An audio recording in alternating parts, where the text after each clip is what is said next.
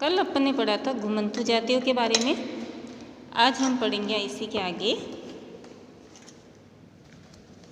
बदलता समाज, नई जातियाँ और श्रेणियों के बारे में कि किस तरह समाज बदला, किस तरह नई नई जातियाँ हुई और उन जातियों की वो जातियाँ या जो वर्ण हैं वो अलग अलग श्रेणियों में कैसे बटे।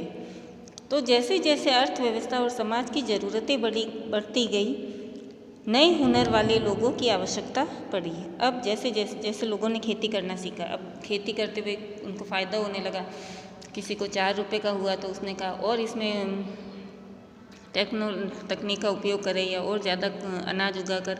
तो इस तरीके से कोई 4 रुपये कमा रहा है तो कोई 10 रुपये कमा रहा है। इस तरीके से जैसे जैसे उनको ज़्यादा फ़ायदा होने लगा, उनकी ज़रूरतें भी बढ़ती गई। वर्णों के भीतर छोटी छोटी जातियाँ उभरने लगी। और पहले क्या था, वर्ण थे, है ना, जैसे ब्राह्मण, क्षत्रिय, वैश्य और शूद्र, ये लोग ही थे।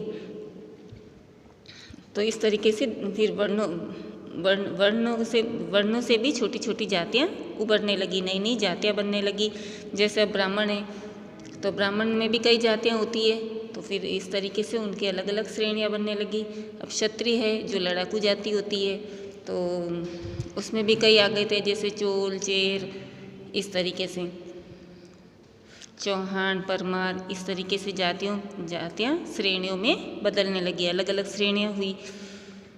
और इन वर्णों के आधार पर इनके कार्य भी अलग होते थे और कार्य के आधार पर इनकी जातियों को अलग अलग भागों में बांटा गया और उसी के आधार पर कुछ ऊंची जातियाँ बन गई और कुछ नीची जातियाँ बन गई। ब्राह्मणों के बीच नई जातियाँ सामने आई। दूसरी ओर कई जनजातियाँ और सामाजिक समूहों को जाति विभाजित समाज में शामिल कर लिया गया और इस तरीके से ब्राह्मणों के बीच में भी कई नई नई जातियाँ हुई और भी दूसरी कई जनजातियाँ थी जो अलग अलग जातियों में विभाजित हुए और नए नए समाज में शामिल हो गए और उन्हें जातियों का दर्जा दिया गया। विशेषज्ञता प्राप्त शिल्पियों, सुनार, जब जैसे सोने का काम करने वाले सुनार जाति के हो जाते थे और सुनार में भी कई अलग अलग जातियाँ होती थी, है ना, तो उनके कार्यों के आधार पर अलग अलग जातियों का भी उदय होने लगा।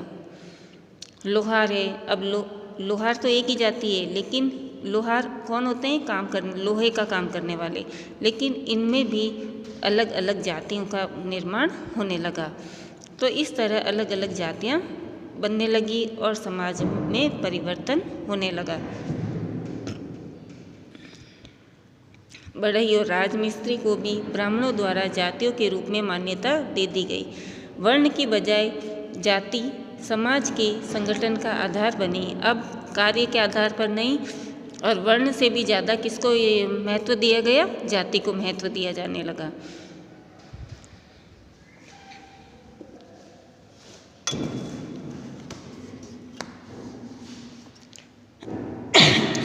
ग्यारहवीं और 12वीं सदी तक आते आते क्षत्रियों के बीच नए राजपूत गोत्रों की ताकत में काफ़ी इजाफा हुआ और फिर बाद में क्या हुआ, धीरे धीरे जो क्षत्रिय वर्ग था, है ना, जो क्षत्रिय वर्ग में कौन सी जाति आ गई थी, राजपूत जाति।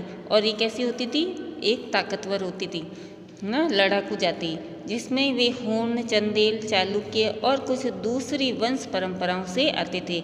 और इनमें फिर होन है, चंदेल है, चालुक्य है, चोल है, परमार है, चौहान है और भी कई तरह की जातियाँ इसमें आने लगी। किसमें, क्षत्रियों में। इनमें से कुछ पहले जनजातियों में आते थे और पहले ये सब लोग क्या थे, एक तरीके से पूरी जनजाति लोग ही थे। फिर ये धीरे धीरे जो शिकार करने वाले होते थे वो क्षत्रिय बन गए, व्यापार वगैरह करने वाले थे वो वैश्य बन गए। तो इस तरीके से सबसे पहले शुरुआत में तो पहले ये सारी एक ही जाति थी, एक जैसे ही सब लोग थे, लेकिन बाद में उन्हें काम के आधार पर अलग अलग वर्णों में बांटा गया और फिर वर्णों में भी अलग अलग जातियाँ या श्रेणियाँ बनने लगी। और बाद में कई कुल राजपूत मान लिए गए। धीरे धीरे उन्होंने पुराने शासकों की जगह ले ली, विशेषतः कृषि वाले क्षेत्रों में। और जो ताकतवर होते थे क्षत्रिय, उन्होंने दूसरे किसानों को या दूसरे शासकों को हटाकर वहाँ पे अपना अधिकार कर लिया। यहाँ कई तरह के परिवर्तन हो रहे थे और शासकों ने शक्तिशाली राज्यों के निर्माण में अपनी संपदा का इस्तेमाल किया।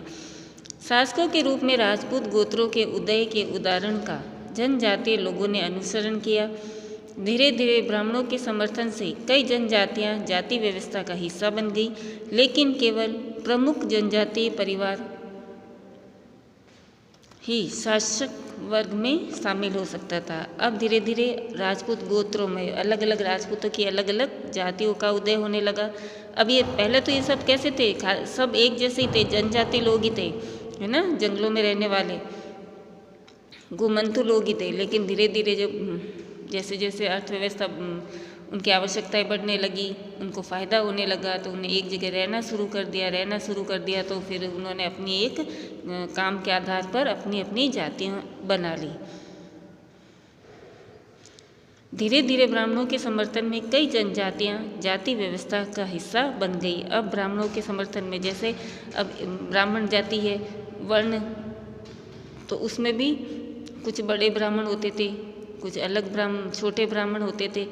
तो जैसे कहते हैं ना, पुष्करना ब्राह्मण है, शर्मा ब्राह्मण है और सेवक ब्राह्मण है। तो इस तरीके से इनमें भी अलग अलग जाति व्यवस्था बनने लगी। लेकिन केवल प्रमुख जनजातीय परिवार ही शासक वर्ग में शामिल हो पाते थे। लेकिन कुछ ऐसी जनजातियाँ होती थी जो शक्तिशाली होती थी, ताकतवर होती थी, और जो क्षत्रिय होती थी वो ही शासक वर्ग में शामिल होती थी। उनकी बहुसंख्यक आबादी समाज की छोटी जातियों में ही जगह बना पाई। दूसरी तरफ पंजाब, सिंध और उत्तर पश्चिमी सरहद की प्रभुत्वशाली जनजातियों ने काफ़ी पहले इस्लाम को अपना लिया था। वे जाति व्यवस्था को नकारते रहे। सनातनी हिंदू धर्म के द्वारा प्रस्तावित गैर बराबरी वाली सामाजिक व्यवस्था इन इलाकों में बड़े पैमाने पर स्वीकार की गई। राज्यों की उत्पत्ति जनजाति लोगों के बीच हुए सामाजिक बदलाव से गहराई से संबंध है। अब जो भी ये अलग अलग फिर बाद में अलग अलग राज्य बनने लग गए, तो ये सब किसके कारण हुए थे? जनजाति लोगों के बीच में जो परिवर्तन हुए, उनके समाज में जो परिवर्तन हुए, तो राज्य की उत्पत्ति का संबंध उनसे है। हमारे इतिहास के इस महत्वपूर्ण हिस्से के 2 उदाहरण नीचे उल्लेखित हैं। अब हम कल पढ़ेंगे गौण जाति के बारे में। ठीक है बच्चों, अब आप इसको खुद पढ़ोगे तो आसानी से समझ में आएगा। कल इसके आगे पढ़ेंगे। धन्यवाद।